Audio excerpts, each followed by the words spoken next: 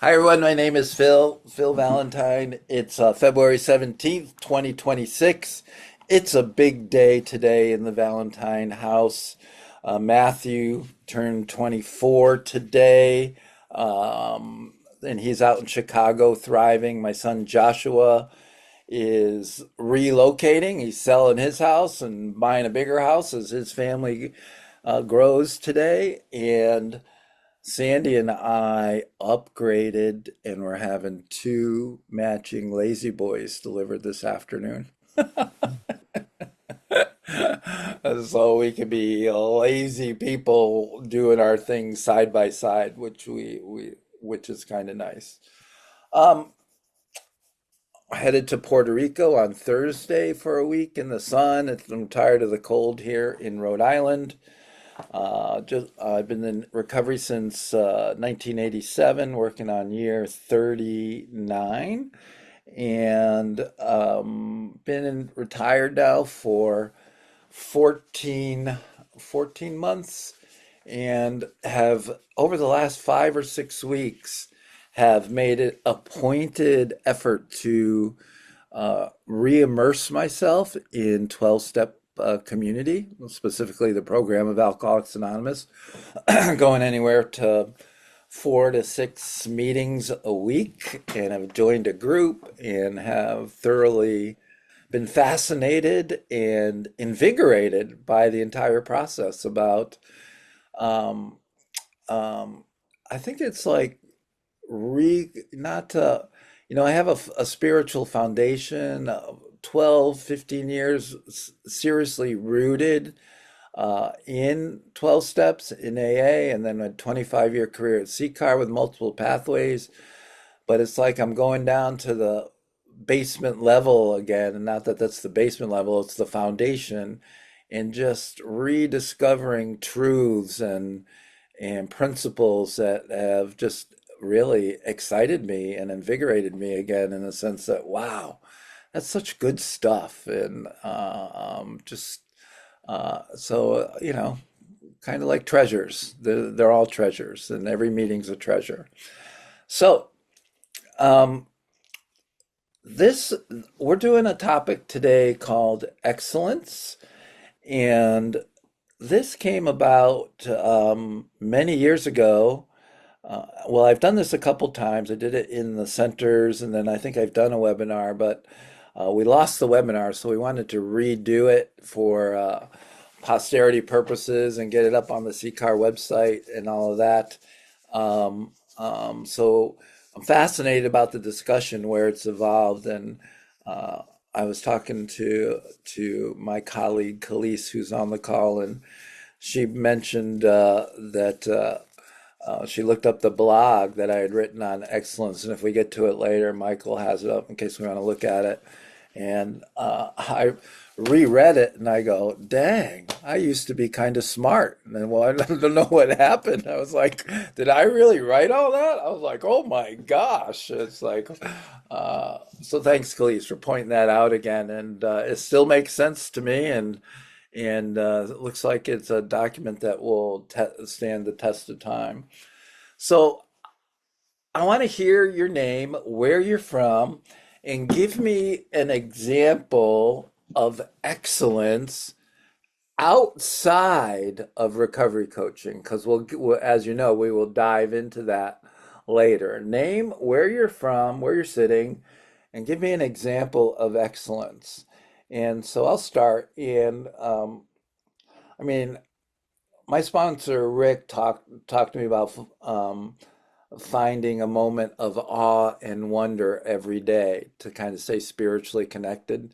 And oftentimes that moment of awe and wonder will be rooted in excellence, where I go, wow, that's pretty cool. And sometimes that could be as simple as like the coyote trotting on the ice outside, or the geese huddled like in sub-freezing temperature with their beaks buried, and they're all lined up facing into the wind, sitting on the ice and wondering how are they happy like that? I don't know.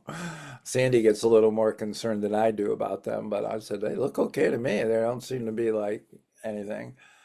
But sometimes I've been watching a lot of curling in the Winter Olympics, so that's the example I'm going to use. Like, I take that 42-pound stone and slide and turn it so it can stop on the button.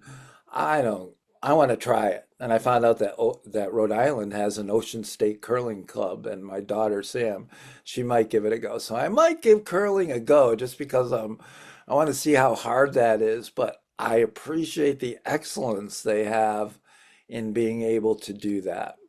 So again, anybody want to start about a name, where you're from, and give me an example of excellence outside of recovery coaching, just to set the foundation. Who'd like to go? And this is the part where one of you raises your hand and agrees to begin because, this is a conversation and I love Natha, thank you. I'm Neitha. I'm in Lincolnshire, England.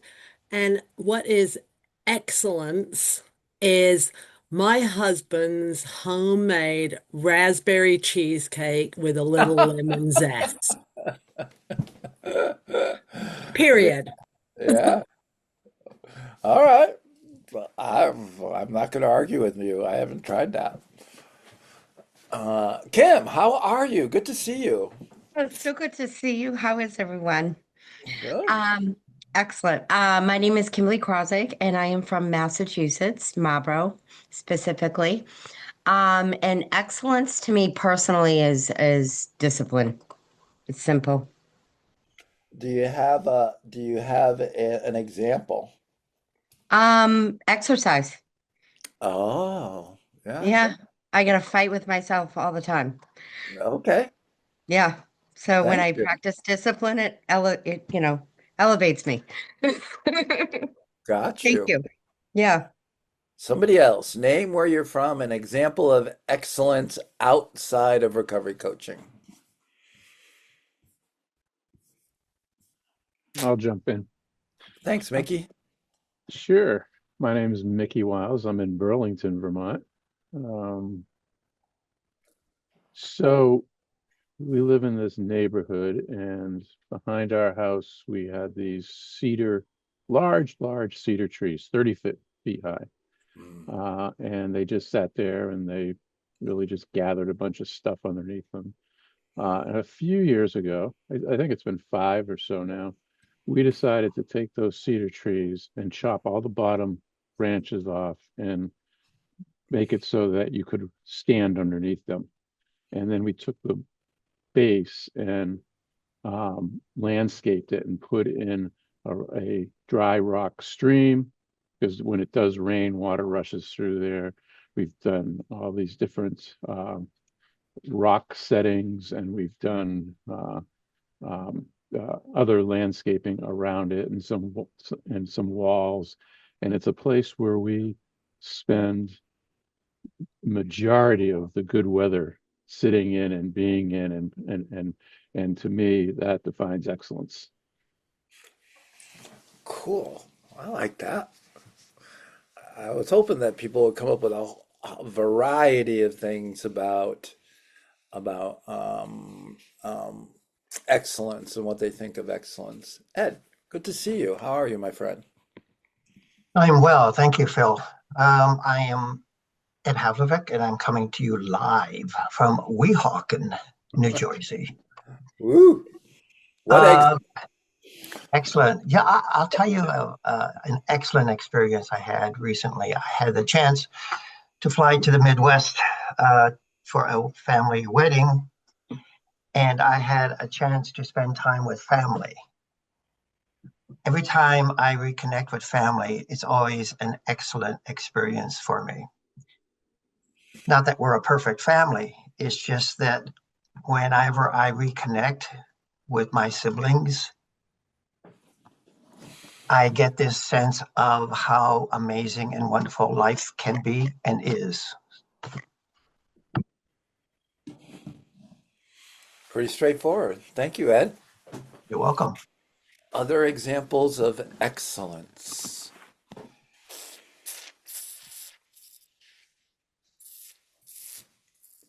Amber, come on, Amber. Good to I was see you, trying to figure out Amber. how to put up my hand for a second there. I I knew knew you were going to that. call I on knew me. that.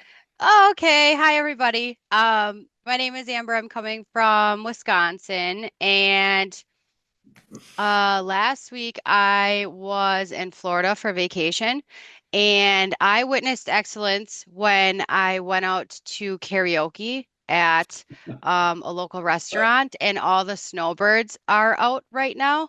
So seeing a bunch of 70 and 80-year-old women dancing and singing, and still having fun at that age is definitely excellence. So I have that to look forward to. There you go.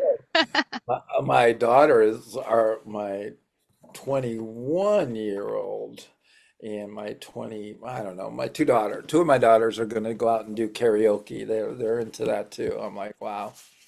Hallie, were you going to share too? I was. I'm kind of looking at this from a different kind of perspective. Please. So I am. So you know, I'm Hallie, by the way. I'm from Yeah. Wisconsin. I guess we should start there, right? Yeah. Um, so I was just kind of looking at this from a different perspective. So about a year or so ago, somebody looked at me and they said to me, the way you do anything is the way you should do everything. And it kind of stuck with me. Mhm. I was kind of like, I pondered on it, I thought about it a little bit, and I was like, there's some validity to that, right? I put a lot of effort into things that I enjoy, things that give me a spark, things that make me feel good, right? But then when it comes to like everyday things, just everyday life, doing the dishes, getting the kids up for school, just, all of those things, I don't find like everyday joy in those kinds of things, or everyday happiness in like sometimes just the simplicity of life, right? So about a year ago, somebody said this to me, the way you do anything is the way you should do everything. And I started looking at it from the perspective of, I garden and I do a lot with my yard and I have chickens and I am putting in a dry rock bed. Mickey, I think you're the one who said you guys did that, which is kind of a fun little project, right? You do different things. And I put a lot of effort into it. And I have, for the last year or so, started applying that same amount of like energy, of like wanting to bring beauty to things to my everyday life. And my life in the last year, because of that, has become excellent, actually. I'm finding gratitude in everyday things. I'm finding joy in simple things every single day again. So I just kind of wanted to share that. That's kind of the perspective that I'm taking that from today, is like looking at just the evolution of my life over the last year, applying that kind of thought process to where my life has become today. And I can say today, like, there is some excellence behind, trying to do everything the way that I do anything and being more mindful about what I'm bringing to things every day. So that's what I'll share. I'm done. That's cool. Thank you. It's a lot of like the joy and mindfulness too. What was resonating me from what you were saying too. And I had to write that down. The way you do anything is the way you do everything. Love it. Anybody else? Come on, there's a few others. Michael, jump into this conversation, dude. Let me just let Judy in and yeah, so excellence. We was just talking, Phil and I was talking before everybody jumped in, that my wife, she's starting something new, like she's trying to venture into her own little business, and she's making this thing called sofrito, what you add to like food. And it's funny that you use this word excellence, because the first thing that came to mind was that when she cooks this food with this, is just tastes so good and excellent. And then my nephew, who never really like calls us for anything, he's 12 years old, and he calls my wife and he goes, "Oh, Titi, I ate your food. It was so good." And they even took a picture of his plate, and he didn't leave not even one grain of and that right there is like, when I think of food, when I think of like people doing things that they love to do, or they're into doing something that they just love. It's just like a love, right? Play. When you go outside to play, it's everything that you do in that moment, to me, is excellent. right? Anybody else In your got mind. yeah. Anybody else got an example of excellence they would like to share? Hello, I'm Ed Bunny Rich. Can you hear me? Bunny, good to see you. Yeah, it's good to see you too, Phil. You're looking well. You're looking very good. Thank Thank you. you. You Thank too. you. And yeah, also you too as well, Mike. Anyway, yeah. So excellence is the fact that today, man, I was able to tune in this morning and not be busy, caught up with something else, and Phil is right there. That's Yeah. excellence in itself. But also, if you can see this picture behind me, that is, our organization is called a Tree of Hope, and it's named after this tree behind us that I have. This picture I took in 2014 and at behind the treatment center here in Rockville, Maryland, Avery Road Treatment Center, and that's where people tied their shoes together, walking in one way of life, threw it up in the tree on the branches, and walked out in a new way of life. Right? That's the symbolism of the Tree of Hope, and as you can see, there are many, many shoes on that tree hanging, and the excellence I want to tie it in is because at that time we had no idea that we were going to become Tree of Hope Association. We were originally Avery Road Alumni Association, but through you guys, we wanted to broaden our scope to the whole community and become a community organization, not just an Avery Road Treatment Center, because people were feeling left out that they didn't come from Avery Road. They weren't a part of it and wanted to join in with us. So we said, well, what can we call it to broaden it to the entire community and the area? And then one of our guys, uh, you know, in a board meeting said, looking at our logo, which we had a logo, we had a adaptation of this, and he said that's the Tree of Hope, and we said yes, that's what it is. That is the Tree of Hope. Cool. Hmm. And yeah, and so we were like, that's it. That's what we're going to be, Tree of Hope Association, and we don't have to change the logo. We don't have, nothing changes except for the name, and we carry on, and we've become a recovery community organization. And yeah, man, that's excellence. One other thing I was thinking, and not that we're excellent, just in the way that it happened, right? No, that's what I mean, and the symbol of it is excellence to me. That it was passed on that tree. By the way, we advocated for a new treatment center because it was in a modular building that was brought on a flatbed truck and dropped on the ground. So 20 years later, they're in that building that's barely standing. So we advocate as a group of people who are willing to go to a hearing in the area and advocate for a new treatment center, and we got it brand new.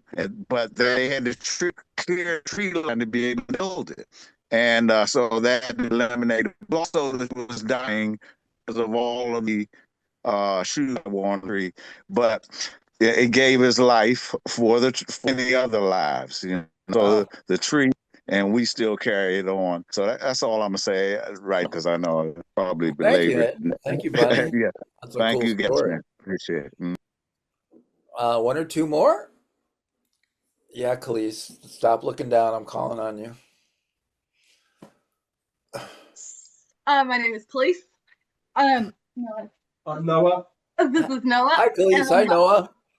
I was immediately thinking I'm excellent at running my mouth. That's immediately the first thing that came into my mind, if I'm being honest.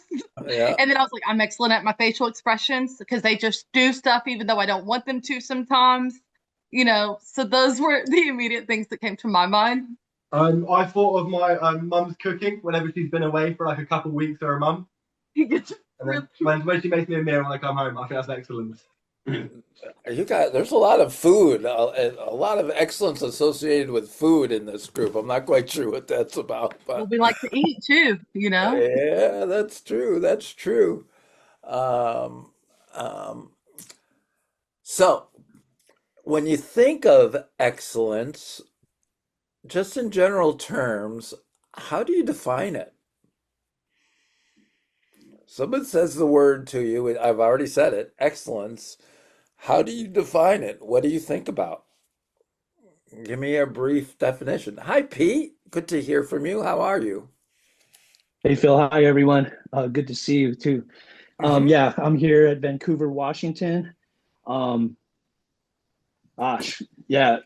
When I was listening, I was thinking you can see it, right? A lot Yeah. of times, excellence. I was thinking about this show that used to be out called Obsessed. It was by the Vice channel, and they would show people do all kinds of different things, like rock balancing, even balloon making, right? Hmm. Animal balloon making or shape making, clocks.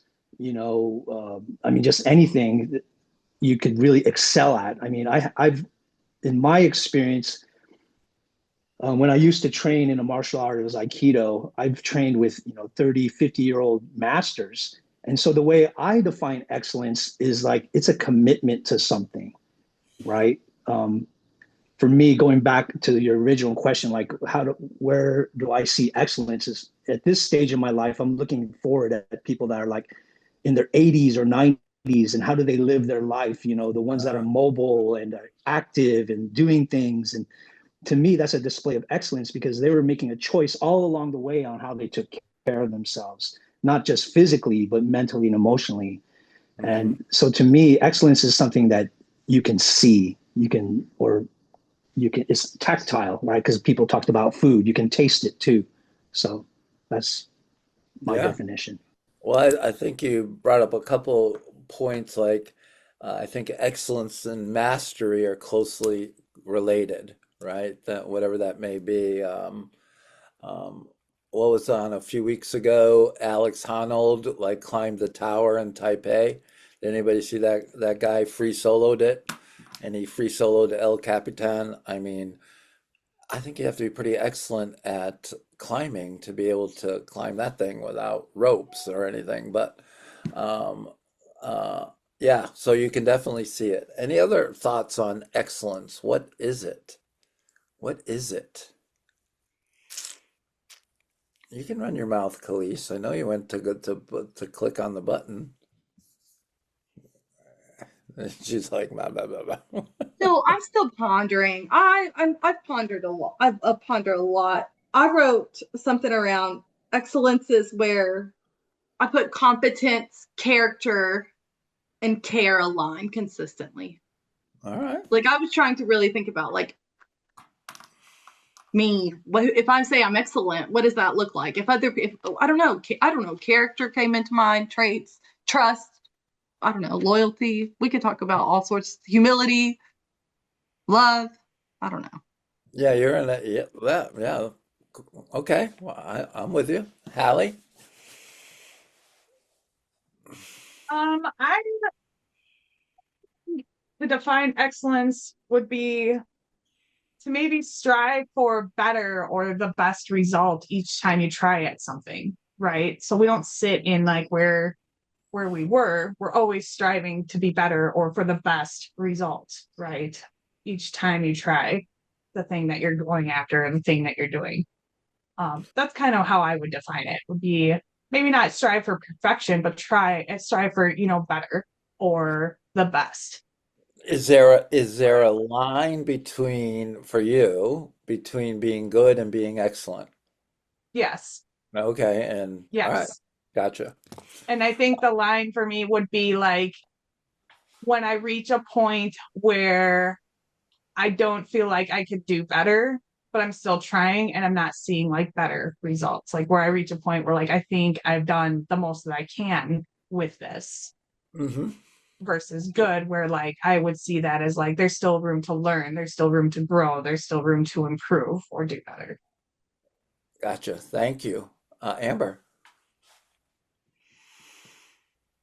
Yeah, I think excellence is a concept that's different for everybody. So, like, I mean, I can be, a really great swimmer and think I'm excellent, but I'm, not in the Olympics. I'm not at that level. You know what I mean? So, like, I think that understanding that it looks different to everybody, and I mean, that's the same way with coaching as well. So, like, I know, like, excellence probably.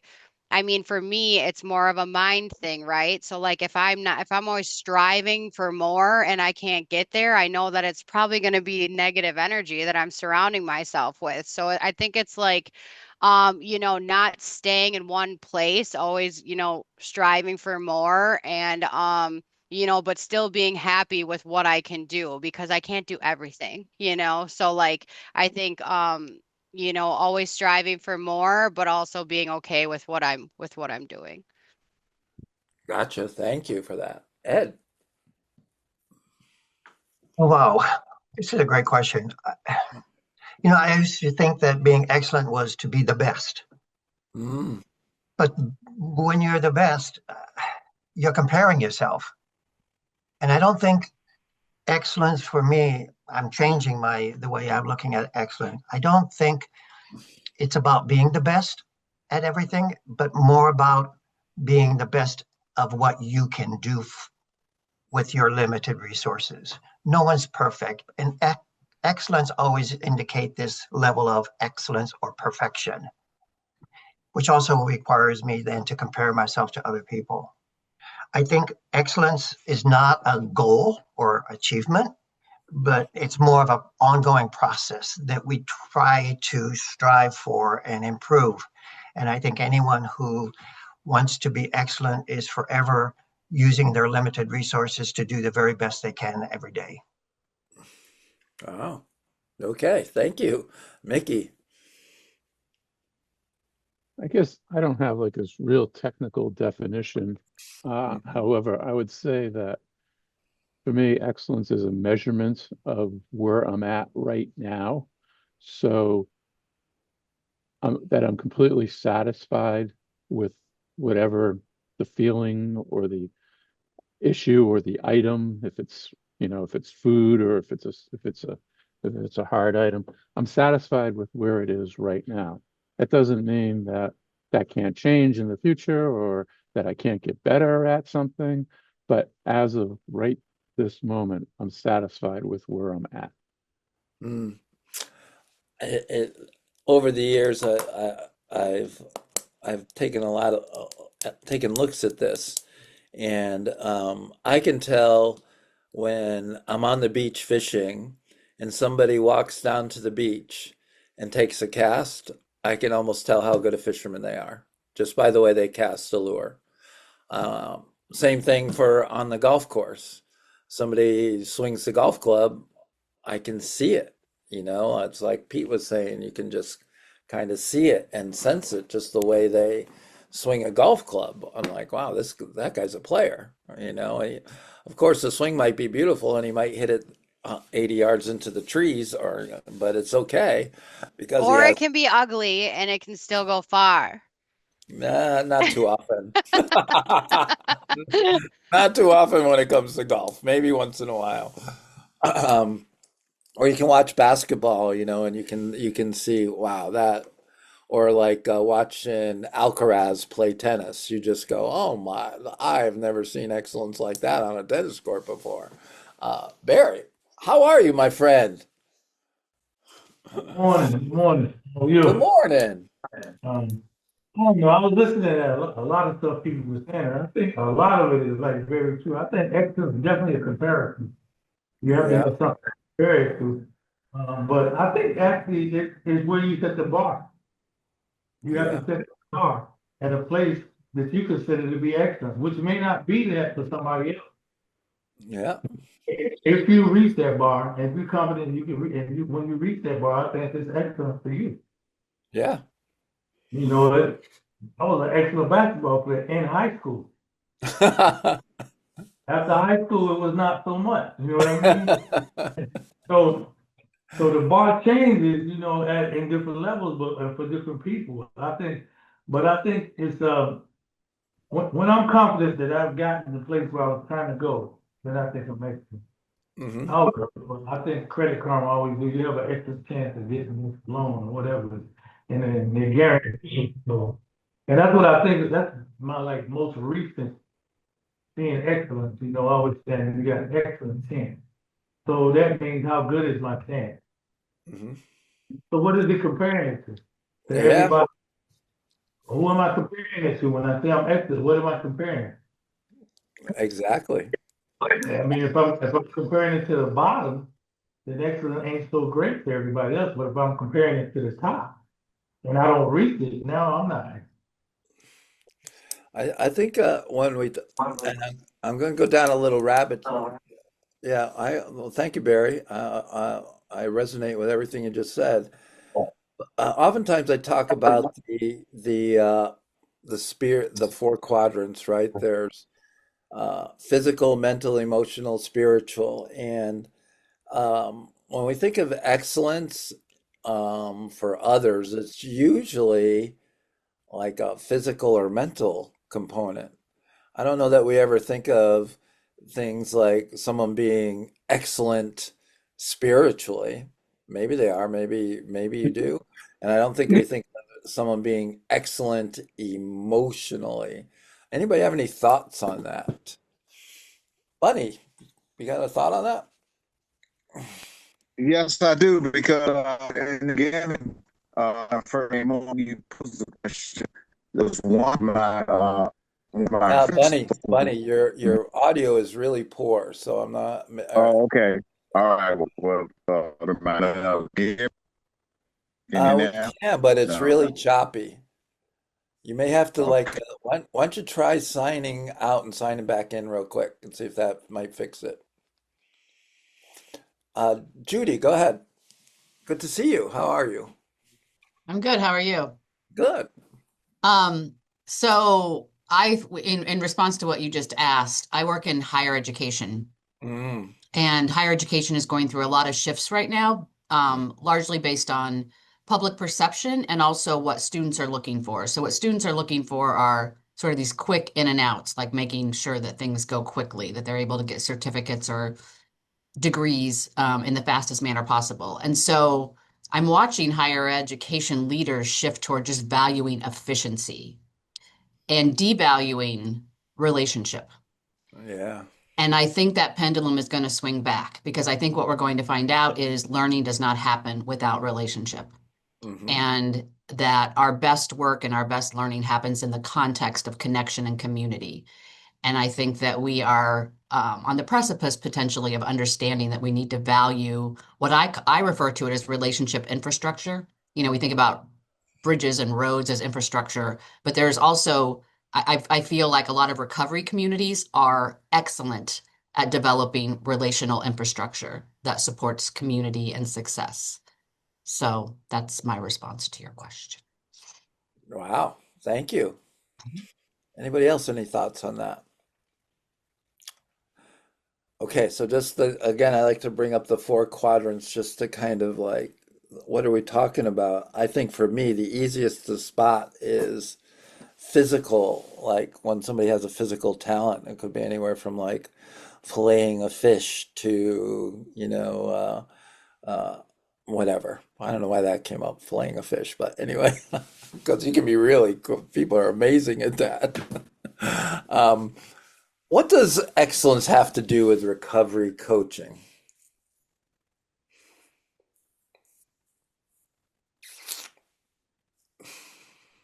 I have a thought, Please. Phil. Yeah. Yeah, I mean, for me, some I think some people already shared, right? It's because recovery coaching has skills, right, that we work on, especially the three-legged stool. And I always point out, at least in my training, that it's the discovering and managing your own stuff that's probably the hardest because Yeah. that takes the most commitment, takes the most work, and sometimes we don't even know what's coming, what it is that we actually need to learn. Um, so to me, what we're trying to give to people as we coach them is our very best in a moment in time, like people shared, right? Because what I know today will be different than maybe tomorrow or next year because of my evolution as if I continue to learn and grow. So to me, I think what recovery coaching is, it's just like spirituality. I think it's a commitment to continue to learn and grow in your art and in the things that you do. Like, you brought up filleting a fish, I mean, yeah, I mean, I just watched this kid, do a Rubik's Cube, like, within a few seconds. That's excellence, right? That's commitment. Because, if you think about the work that goes into it, like, I mentioned my martial arts background, and one of the things I was always taught is you got to do a certain move at least 1,000 times, and then strive for 10,000 times. And in all along the way, you're trying to refine it, right? So that first cut is the 500th cut, like a sword, right? If you're doing a sword cut or a fillet cut, that 500th cut better be different than that first cut. It should be smoother, with less energy, with less what they call it, motion, right? So it just becomes like one. And I think when it comes to spirituality, this is my definition of excellence: when the mind, body, and soul are one, right? So when you're doing something, it's your whole being, it's everything. Like someone mentioned earlier, how you do anything is how you do everything. And that's to me what excellence is. It shows in how you say things, how you express yourself, how you move, how you show yourself in life. So that's kind of my thought. Thank you. Barry. I think for me, I think it's the quality of your relationships and your connection with recovery.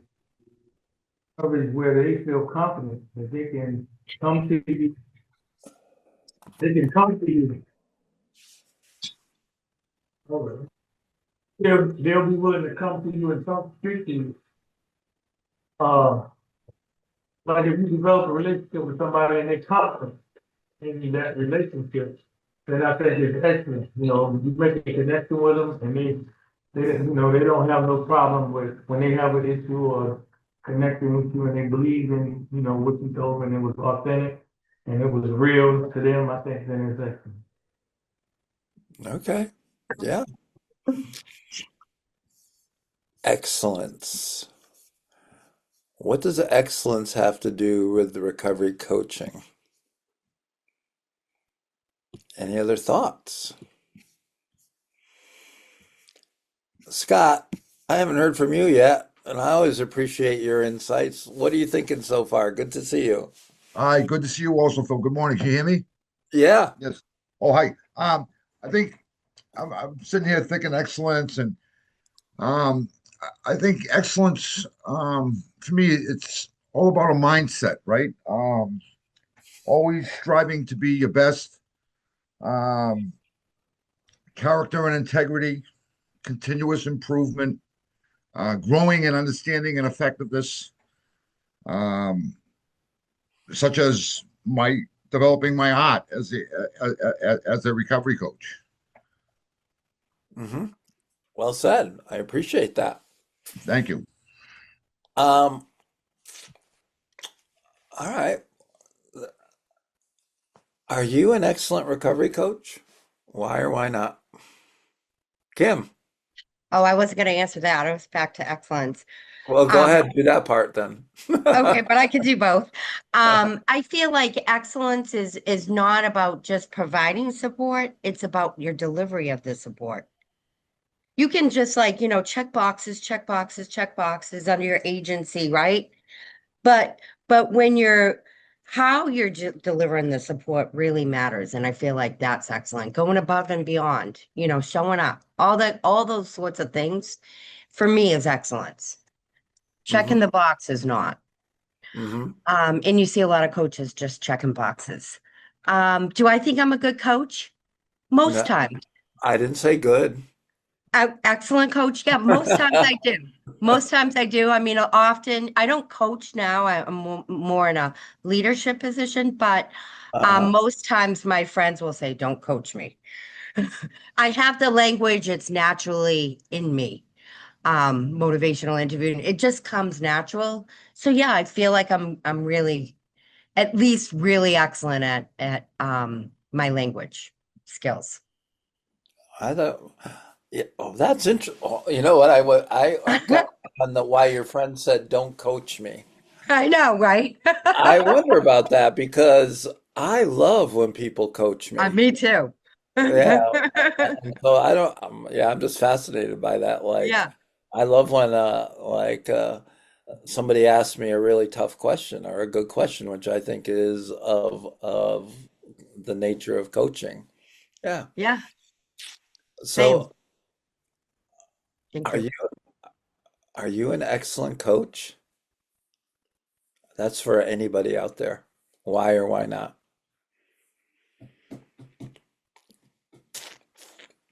Boy, you guys are shy now.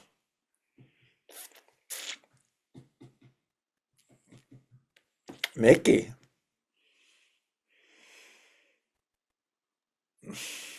I guess it's hard to sit here and call myself an excellent coach, right? Why? Why? Well, Is it I a humility thing? yeah, I think that I believe that I put forward the best effort, and um, there are times when I'll have a really powerful coaching session, or have had times where I've had a really powerful coaching session where I will say to myself, "Well, that was really excellent. That was great." And then I'll have times where I may not connect as well, or Hmm? things are not going in the uh, it seems like I'm hitting a wall, and um, and I always look at, okay, what could I have done differently? So would I define that as excellence? Probably not. So I think it depends on the situation and uh, the circumstances. In terms of, do I feel like I'm excellent in taking the role seriously and doing the best I can? Yeah, I'm doing the best I can, and I think that's part of defining excellence. Um, so if I was going to summarize your answer, I said, "Are you an excellent coach?" And you said sometimes. Is that the? I mean, is that the way you would summarize it? I think so. I Okay. think so. Yeah. Well, I think you brought up a great point because I got this opportunity to coach someone recently in a more formal setting, and he just basically quit and stopped calling. So I don't know if, and the thing that's, I think, one of the most difficult traits of a recovery to deal with is apathy. He didn't really think he had a problem. He was talking to me because his wife wanted him to, and it's not a big deal. Well, and he was very kind of depressed and apathetic and not really motivated to do anything. So, does that take away from my excellence because your recovery is this way? It's a great question, right? Yeah. And what do you think? See, now that's a good question. I think I'm still excellent. It was his dumbass fault. Which is probably, it was probably not the right thing to say, but you know, I do think, was there another way I could have motivated? I think to myself, and I think this is part of being excellent, is you have these learning opportunities. And do you just like cast it off and say, well, that guy was a butthead or that woman didn't know what she was talking about? Or you go back and reflect and say, is there a way I could have, I might have approached this differently? So the next time someone comes along like that, you might say, okay, this is familiar to me. What questions might I ask that might get this person a little more engaged? And I think that goes to like when you're public speaking, there's always three talks: the one you plan to give, the one you gave, the one you wished you had given. And so you plan to give a good talk, you give the talk to the best of your ability, and then you say, what could I have done better there? What went well? What didn't go as well? And so you constantly, what you guys have talked about, seeking to improve, so you become an excellent public speaker as well. Great points. So how would you consider yourself? Are you an excellent recovery coach? Yes or no, or anybody else? Don't be chicken. Have some courage. Answer the question. Amber, what do you think of yourself?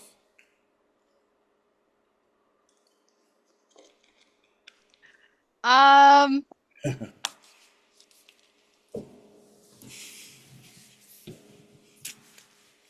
I mean, I feel like it was what you were saying. Like we go into the hospitals the ERs. So like no matter how long I've been doing this, I'm always questioning like if I should have done something more, if I should have said something this way, or I don't know, just if I could do something different. And so like I think that alone is like that represents excellence because I'm concerned if I'm doing the best that I can do. So like um I don't know why I agree with what other people had said, where like there's this excellence means perfect, like perfectionism. And I have to like fight that constantly because like it's not a real thing. But if I at the end of the day can feel happy with what I'm doing and that people have been helped and that I'm learning from them as much as they're learning from me, I feel like I am an excellent coach. So Yeah, and if you look at Barry's note, he always flips the script a little bit and he says, I think that's for the recoveries I meet to decide. But is it? I don't know. Is it? Yeah. Ed. I had somebody tell me once that I was the worst recovery coach ever. And I mean, she was under the influence, which whatever. But at that point in time too, I was just like, because I was doing too much. I was running around with my head cut off and I had done this and I had done this. And this was early on. And that helped me realize like you can't do all those things because you're gonna burn out, right? And like she wasn't ready. So it was hurtful rather than helpful. And she called me the worst recovery coach ever. And she apologized a day later, and she does have long-term sobriety now. But when I heard that, I was just like, "Oh my gosh." So that was kind of a cool experience. So All right. Judy. Yeah, I was just thinking as Amber was talking and as you were saying, I think it was his dumbass, not me or whatever. Um, I was just thinking about how and I'm not currently coaching. I work with a lot of students in recovery, so I do similar work, but it's not coaching. But I'm so aware that whatever skills I bring to the table relationally, it has to sort of intersect with the recovery being ready for that moment. And Hmm. so, I think about my own journey through recovery, and there were people that intervened who were very skilled at various times, but I wasn't ready to hear what they had to say. And so it does feel like there has to be some balance and intersection, and you can be the best coach possible. And if that window of opportunity isn't open, it may not result in what you were hoping for, if that makes sense. Makes a lot of sense. Thank you, Judy. Ed.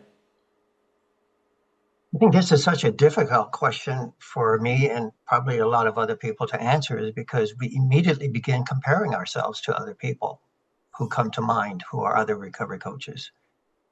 Well, And you that's never do. that's never a good thing. Well, you do. I don't compare myself to other coaches. That's that's what I'm saying. So I think so what I'm saying is I don't think I can ever be excellent. What I hope for and what I strive for is can I be better today than I was yesterday? Right. And again, it's that continuous improvement. Um, so what I would hope is if I was to evaluate if someone is an excellent recovery coach, I would say that they show and exhibit all of the qualities of excellence. As a Hmm. recovery coach, they have this tremendous empathy and compassion and a passion of what they do in working with other people. Hmm. They have that ability to exemplify hope as they walk with that individual on their recovery journey. And some days are not as good as other days, but that striving towards excellence continues. I think they exhibit strong communication skills and listening skills. They are goal oriented and they teach others to become goal oriented, as well as emphasizing the three A's: accountability, adaptability, and action. And if you look at those qualities, everyone has different limitations, different skills, etc. But is that person striving to be better than they were yesterday? Can they achieve and work towards a better improvement? Then they are on the road to excellence. Mhm. I don't think there's a cap. I think it's an ever-growing, evolving process. Well, yeah, and this is so you outlined some characteristics of what you think an excellent recovery coach would have. And we could agree or disagree on all of those or none of those or whatever. But that's how you set that bar.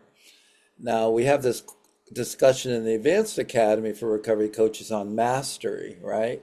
Hmm. Okay, is there a time where, okay, you're a good coach, I think I'm a good coach, but is there, and I asked this question earlier, is there a line where you cross into excellence and stay in that stage of being excellent? And do you ever emerge out of that into, is it mastery or is mastery and excellence the same time?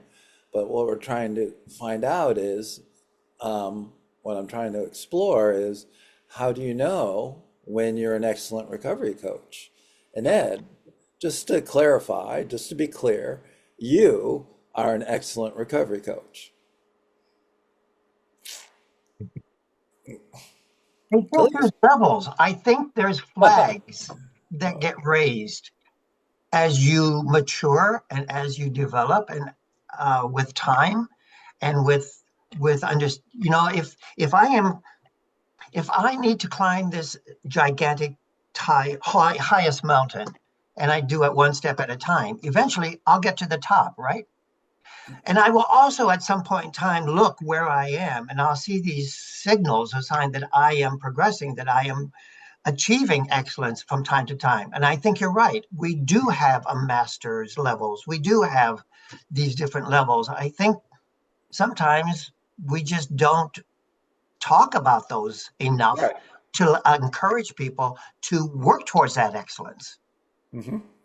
I don't know. Yep. That's my thoughts. Excellent, Ed. That's a good answer. Khalees. Okay, so earlier you talked about quadrants. And Yep. so then what came to my mind was excellence grows through the spiritual quadrant. And I thought about like spiritual principles, right? Honesty, humility, gratitude, all of these things. And then this is me processing. Hold on a second. Yeah. And then I was like, well, what could go wrong if I'm showing up to my coaching sessions grounded in spiritual principles? Like, what if I admit whenever I'm wrong, I made a mistake, I have integrity, what could go wrong? Like if I'm show up and I'm kind. And so then when you talked about, we may all look different because even then you were talking about your coach, the recovery left. And I'm thinking, man, I know coaches who I would never hire them to be my coach, but they do amazing for the people they support. It looks very different than the way I may coach, and that's okay. But what are we showing up with? And so I think that the coaching can look different, but what are we showing up with? And so I just kind of am like, so that question, am I an excellent recovery coach? If I'm judging myself, I know in the comment I put I'm the judge, the jury, and the defendant. I'm always going to say, but if I'm really looking at myself, if I show up to my coaching session, when I show up to my coaching sessions with these principles, I am an excellent recovery coach. Now, I'll be honest and say maybe there's times where I haven't showed up fully and all grounded in all my principles. I'm human. But whenever I show up like this, yes, I'm an excellent recovery coach. Mm-hmm. Are you an And that's me excellent judging myself, not what others think. That's just me, what I think about myself. Are you an excellent person? No. Oh, so those two are separate. What day of the week is it? I Uh-huh. mean, like we get into tips with our family members. I said from the beginning, I'm good at running my That mouth. I'm more that aware of my mouth if I'm in a coaching session. I try to be sometimes, yeah, we're Khalees, progress, not perfection. Khalees, you're an excellent person. Thanks, Phil. You're welcome, but I mean it. It's true. I think you're all excellent people, but that's my definition of excellence, right? Um, so are you an excellent person, an excellent coach? Pete, are you? He likes that question. I'm with Camille. I think our best changes every day, right? Because there's things that happen. But I like to think I strive for excellence, every day. And in that sense, I mean, You know, I know what needs to be done and I try to give my very best. Will it work every time? No, I'm pretty sure about that. Someone used the example of helping, you know, our participants or our recoveries, right? Sometimes we're just not the right fit. And I know me personally, for whatever reason, some people, when they look at me, all they see is a cop. So right away, you know, they're just going to be like shut down, you know, not want to talk with me. So there's certain things I know that I won't always be excellent for the situation, you know. And I had one more analogy when I was listening to everyone because I was thinking about like in the NFL, right? There's 11 people that play the game, right, on either side in football, right? Just football in general. But in the NFL, they're supposed to be the highest, the top of the top, the most excellent players in the world, right? Or if not in the country. Almost all of them have been a quarterback when they were in high school. Yeah. So they were like that lead position. But then they get to the top of the top, and now they're like maybe on the bench, or maybe they're second string, or they're a whole different position. They're just not quarterback, right? And it's only like very few people that get to be like super excellent or ride that kind of like life. And that's kind of how I see recovery coaching too. Some of us are going to be freaking amazing. I've seen that. We're all, like you said, excellent people, but excellent coaches, I mean, it varies. That's how I see it. It Mhm. varies. It just depends on experience, you know, the way you utilize the three-legged stool, and then your own personal commitment on how you grow. So to answer, yes, I think I'm an excellent human being. I don't think I'm always an excellent coach. Cool. Well, you guys always give me so much to think about. Um, any Hmm. other major thoughts about what we've talked about so far? Kind of jumping around. What's in your head? I do have something that came into my mind as a question. Yeah. If someone achieves the master level or the level of excellence as a recovery coach, can and when does that person lose that recognition or that level of excellence? And if they have lost that level of excellence, how do they do it, and what do they do to regain it? Yeah, well, those are great questions. And I think just because you might think you've achieved, and we talk about this in the Advanced Academy, mastery, doesn't Hmm. mean you stopped learning, doesn't mean you Correct. arrived at a destination. You're Right. still learning, like a master carpenter will still learn how to do new things. They're always evolving, changing, shifting. Um, I think for recovery coaching, yeah, you can lose it. Sure, all I have to do is go get myself an 8 ball of cocaine, and I'm not a good coach anymore. I just True. don't think, I don't know. But maybe I'd be good if I was like took a heavy dose of mushrooms. I'm not sure. I'm not quite sure if I'd still be a good coach. But those kind of things, it's I think you can lose it, and I think it has to do a lot with your your status as an individual. How would you gain it back? For me, it's relapse. Could I return? I don't know that I have another recovery in me. So the only way I could return to being a good coach and an excellent person is to find my recovery pathway again. But those are just some preliminary thoughts to those questions. What do you Thank you, think? Phil. Yeah, what are you thinking, Scott? Yeah, it's a very, very interesting topic. Like I said, I think excellence is a mindset, and Mm-hmm. um, I think it takes preparation, right? As John Wooden says, preparing, failing to prepare is preparing to fail.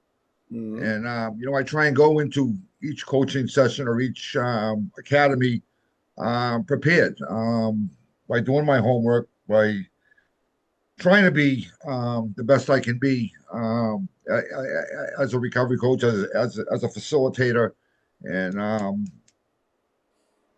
yeah, preparation uh, goes a lot with excellence Yeah, I for me. agree. Thank Yeah, you. thank you. Um, Bunny, let's see. Let's see. How do you sound now? Yes, let me try again. How's this? Is it any It's a better? little better. A little better. Okay. Well, that's excellent. Trying again. So yeah, I I connect with a lot of what you all said. What I was trying to say earlier was that um, spiritually, we were talking about spiritually. Excellence for me is connecting with my higher power first thing in the morning, right before the day begins, in different ways, and mostly just taking time to myself to prepare myself spiritually, because I found out over the years that time and knowledge does not equal compassion and love.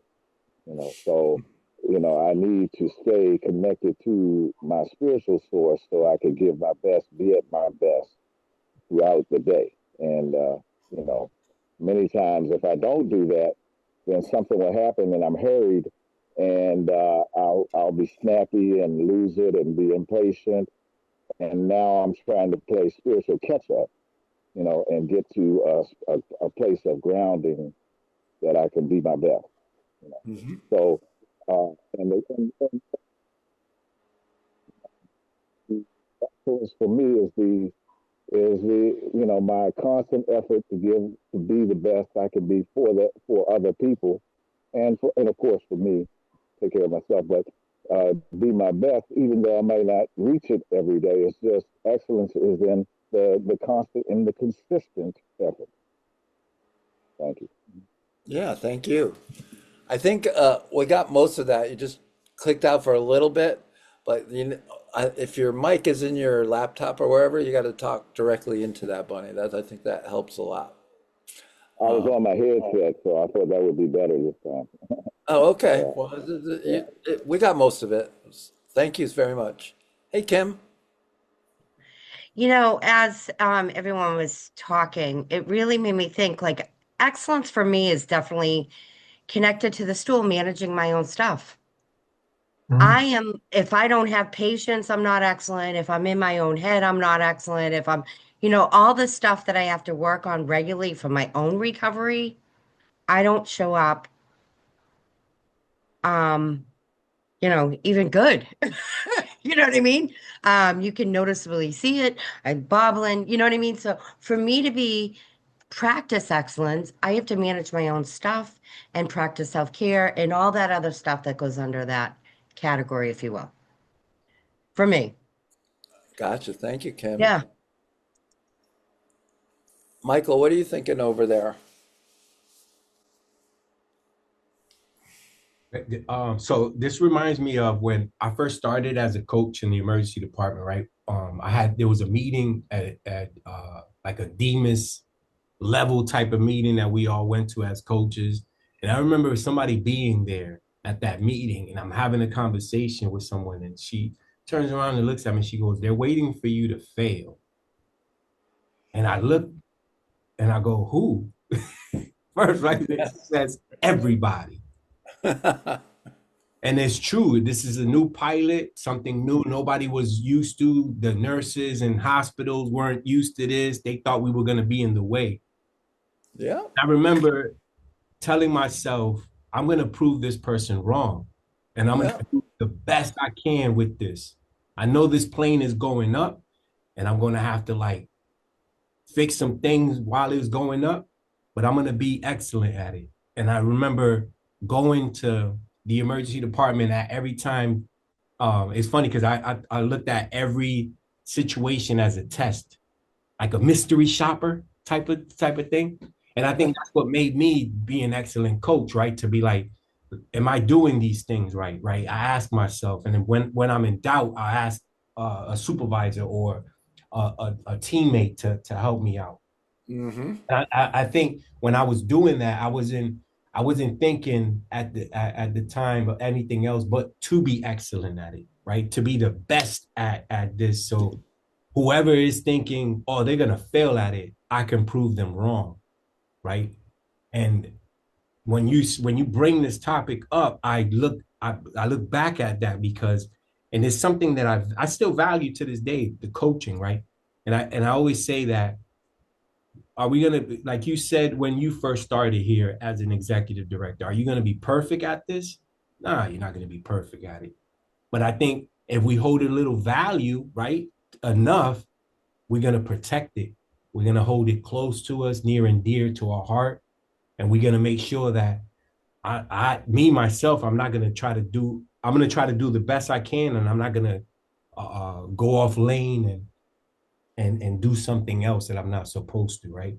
And I think just having that in mind is an excellent way of thinking, right? And like you said, am I going to be no, I'm not going to be perfect. There's going to be hospitals that's going to be like nurses and doctors that are going to be like, I don't like that coach for no reason, right? And then there's going to be people that you coach that are going to be like, I don't like that coach. But then there's other people that are going to be like, no, but I like this person. This person was good. So in the eyes of different people, the excellence is different, right? But I think is like I said in the chat, I think if I'm not going to go wrong if I show up right, right? And with that acronym of right? If I do it everything right with respect, integrity, gratitude, honesty, and transparency, then how can I go wrong? I agree with you. And I think when I brought up with the whole idea of excellence, and somebody already said it here, it's striving for excellence. And so um, I like I like the learning curve. I like to strive to become good at something, and good, and I mean, it is good the enemy of excellence, right? And so you can become good at anything. Okay, I'm good, but do you strive for excellence? And I guess that's where your heart and passion is. So in leadership and coaching, for me personally, whether I was coaching youth, coaching the staff at CCAR, kind of coaching my family, because that's just who I am. I've always wanted to get better and better at it. So that's always part of it, striving for excellence. Um, um, Neetha, I haven't heard from you. I'm always curious about what you've been thinking about so far. Man, just a whole lot of different things. Good, good. So let's see. The first four things I wrote from when people started talking that I was thinking about was somebody said excellence is not perfection. Someone said excellence is perfection. Someone said excellence is striving for perfection. And I'd written excellence is messy. There, there we go. Just prove that. And I was kind of going, why do I think is it messy? And then I thought about at the very beginning where you referenced like the principles of CCAR. Yeah. And I thought, what does excellence mean in recovery coaching? It just means to me a willingness to do those five principles, to put recovery first. It's a willingness to explore multiple pathways, to err on the side of generous, err on the side of recovery. And that's messy sometimes. Oh, yeah. That's really flipping messy sometimes. So yeah, I just was like, it's just excellence is that willingness. And I think I felt really uncomfortable with the word excellence. I think naming it and labeling it for myself. Yeah. But when other people have said I'm an excellent coach or an excellent facilitator, that's okay. But Mhm. I'm really okay with that concept of striving for excellence because that's messy too. And I do quite well in the messy. Are you an excellent person? Yeah, I think I am. I do too. Yeah, Okay, good. yeah. Not perfect, you know. That's they're they're they're I, not the same thing. I am an excellently messy person. Excellence in my life looks messy. So yeah. Okay. So one of the things, and I want to share this with you and Michael. Here's a link to it. I wrote a blog and I repurposed it a couple times, and I think Michael is the only C-car person on the call today. Barry had to leave too, I guess. But um, this was for the employees. So, Michael, can you share the screen real quick? And I just want to run through some of these points because it's all about organizational culture. And so you can, um, I don't know if you guys can see it. and scroll. I don't, can I scroll down on this? I might be able to. No, scroll down a little. So you can read the first part. So I wanted to talk about, let's go down to the list, Michael. And I wanted to go down and talk about some of the things about what do I expect from staff just to meet requirements, right? There's meeting requirements, and then the next part was exceed standards, or in other words, strive or achieve excellence. And so when I think about the role um, as a recovery coach, um, you have goals sometimes in organizations, hopefully exceed them, do more than is required, go the extra mile, go above and beyond. And I think a lot of what Khalees was talking about too was some of the spiritual principles. And this is what I found in the most excellent employees over my years at CCAR. They were grateful, they were enthusiastic, they were eager, they were curious, they wanted to commit to learning and growing, they encouraged people, they contributed new, useful, well thought out solutions. Tom Kirk had always taught me that I love when people come to me with problems. I mean, problems are sometimes easy to find. What's the solution? And I think the staff got to know me as that as well. That's also part of coaching. Your recovery is coming to you with a lot of problems. Well, what are your solutions to those problems? It's the same kind of thing. Um, under, Understand your challenges, get help when you need to, believe passionately in what you do. Is this your purpose? Be generous with time and talent. Generate the quality. And a lot of times we think about excellence and quality are synonymous too. The quality in what you do. Embrace the idea that you are a role model, live to that standard, take care of yourself, because how you show up is important. And embrace the idea that transform people. What does this mean for me? How do I continue to transform positively so that they can see that? So that's also benefits me. And this is what Michael was talking about. Many eyes are upon us. That's when I say us, the recovery coach field, not all of them friendly. I encourage you personally to strive for excellence no matter where you are or what you do. The recovery community's reputation depends on it. So you can go, any thoughts or any comments on anything that you read there or see there? Neetha. Do you have any different perspectives, or is there anything you would edit, amend, looking back on this 5 years from when you wrote it? No, which is Okay. kind of remarkable in and of itself. But Yeah. I'm very open to like suggestions. You say, well, let's add this, or this doesn't quite fit to that. And when Clee showed it to me the other day, I read it a few times and I kind of like was amazed of myself that I wrote that because but then I realized it probably wasn't me that wrote it. It was more like God coming through it and just a lot of times that happens. I put the words on paper, and a lot of times they show up in lists. And so, Mm.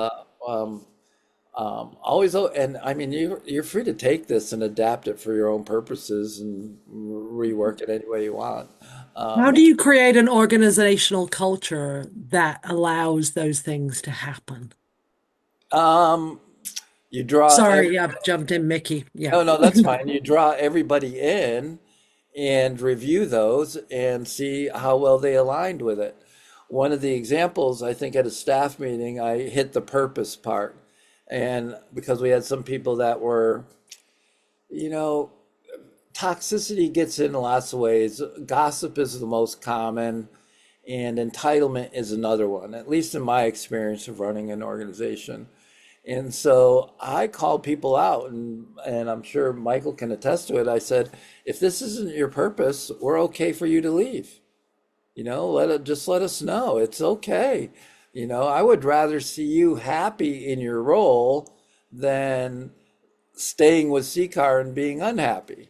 And this guy kind of realized that his dad was in recovery. He wasn't in personal recovery, but he was an excellent recovery community center manager. He said, you know what? I want to go back to school, get my master's in English and teach English. And that's what he's doing today. And I'm like, cool, Mickey. I guess what I like is that you've specifically defined, you got specific action items. My question to you though is, it's broken into two sections, and the first one um, is the requirements. Meeting So requirements, yeah. meeting requirements. So then you go on to say what that excellence is exceeding requirements. So that Yep. means that if someone is meeting all of their requirements, that would not be defined as excellent. For me, yes, that would be you're like a good employee. Nothing wrong. You're not like you're not going to get fired. You're not going to get written up. But you're also not going to be considered for promotion. You're meeting the requirements, and that's a lot of corporate America. That's a lot of life, and a lot of people are perfectly okay and content with meeting requirements and doing a good job. So Yeah. when you're And you evaluating your led an teams, and this is not new to you because you have a lot of experience with this too. I do. Yes. But what I'm wondering is then if somebody you're I know over time my goal has been to have teams that are excellent Yes.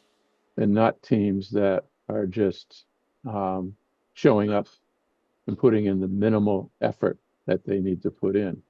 Yes. So um, so therefore I guess what I'm trying to what I'm struggling with is there a opportunity is the real desire to be excellent, and is that really doing the job? In other words, you're not going to make it in the organization if you're not excellent. And I don't know if I'm articulating this properly. I'm trying to see if there's, is meeting requirements just a fallacy? It really, I mean, you're not happy with that person if they're meeting requirements because they're not excellent.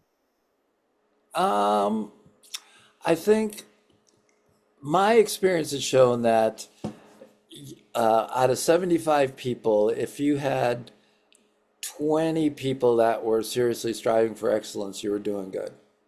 Mm-hmm. And I think other people think about it and want to, and uh, they get distracted, they get there. But I think the messaging was, and you saw it in here, is there's some practical, there's some legal connotations. Like if you have this job description written, you have the goals and objectives, and you're meeting all those, you can hold on to your job, Right. right? However, you might not fit into the culture as well if everybody around you is striving for excellence. So you have to deal with that personally. And I was always hopeful, and I think it showed a lot that the people striving for excellence are leaders, and they're creating other leaders from the people around them too. So Mm-hmm. it's a And great as a leader, I guess our goal would be to take the people that are just meeting requirements and help them get to the place where they're striving for excellence through coaching and asking through questions coaching. and Right. finding out what their purpose and all that. Yeah. Right.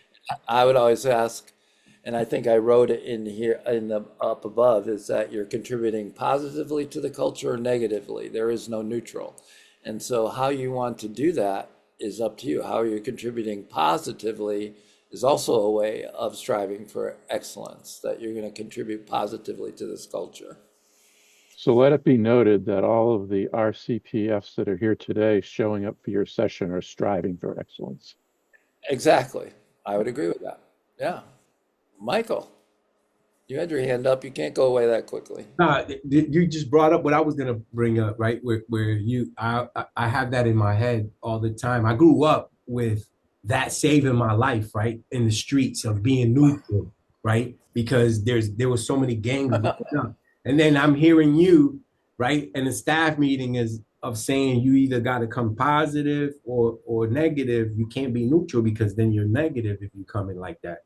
And I thought about that, and that that resonates with me, right? And bringing it back to the values of if you care about this, right, you will last and you will be excellent and you will grow from this. But then you have individuals that get in here with a fire in their heart, and you see it in the interview. You be like, this person's ready to just go all out. And 6 months later, their fire is this, like, what happened to their fire? It wasn't for them, right? Yeah. And they move on to something else. So, Hallie, what are you thinking?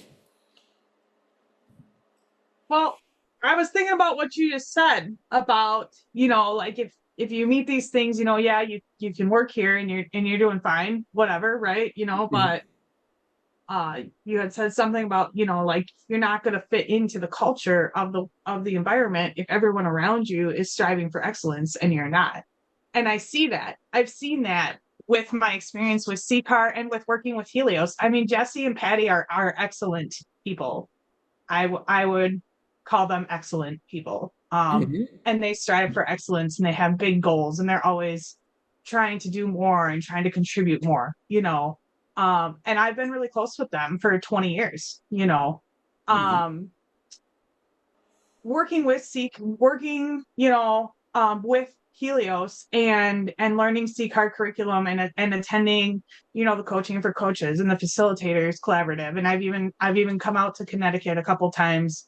I came out for the Advanced Academy, and I came out for one of the multiple pathways conferences. And it is a culture of excellence and striving, and I had to take a look at myself and see where I wanted to see myself in 5 years when I started, and take a look at the people around me and the things that they were striving for and the lives that they were living. And I think that idea that, if you're looking at the people around you and you're not striving for the same level of excellence, the same level of curiosity, the same level of integrity, or even more than that, you're not going to see that growth. You're not going to achieve that. What are you really working for besides just to maintain just a paycheck, right? At that point, if you're not striving for more in your life. I think of recovery coaching as a fulfillment. For me, it's fulfillment. It's what can I do every day to fulfill my life, to fulfill my curiosity. I strive every day to learn something new. Every single day, that's my mission, is to learn something new, to remain curious. But with that curiosity comes the idea of excellence. It gives me something to strive for from the things that I'm learning. So that's kind of what I'm seeing with this, is just that, you can't just stay stagnant in when you're surrounded by people who are wanting to grow and do better. Because at that point you just are there for what? A paycheck, for feel goods, or whatever it is. I tell people all the time, if you're coming into this work for a paycheck, find a different field. Like it's not a field that is just, you just do the work and you're done. It takes empathy, it takes emotion, it takes apathy, it takes a striving every day, like you're saying, for excellence, or to do better, to grow, to be curious. So that's where I'm at with this. Yeah, thank you. Those are great points. One of the points about this is, so CCAR was, at least when I was there, and I'm kind of like separating more and more from the organization, which I find fascinating. Still close to several people, but the day-to-day operations. So I'm not really in tune with the culture as I used, obviously, as when I was leading it. Um, but we would hire many people new in recovery, and we would also hire many people that were kind of new to the workforce. And so they hadn't really ever seen um, anything like a personnel policies and procedure, anything like that.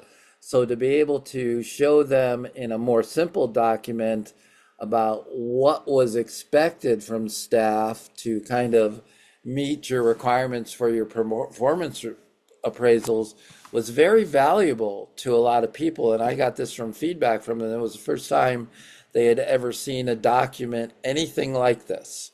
And then, so the next thing is they asked, okay, this is what I got to do to keep my job and to be in good standing and to work well with this job. And then they would ask, well, what does it mean for me to get like the top scores in a job performance if we're going to go, into the kind of the more detail.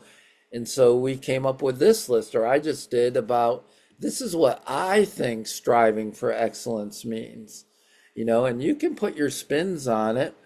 And I printed it in that term to give kind of like what it means, or what I would think as a leader to be part of a culture, to be a part of a learning culture, a positive recovery culture.